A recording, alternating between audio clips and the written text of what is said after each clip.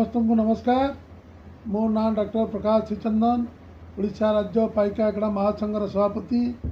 आज आपण मान समस्त को विशेष घोषणा करुच्ची कि आगामी 20 तारीख दिन पाइक अवार्ड फंक्शन करा जयदेव भवन रे एवं आपण माने समस्त आसिबे। आमर आगामी हिटलर फिल्म सरीची एवं बोबाल टोका सरीची एवं पाइक को नहीं एक फिल्म नुआ आरंभ करा जिवो पाई ता मध्य सेठी तार विजन भी देखा जिवो।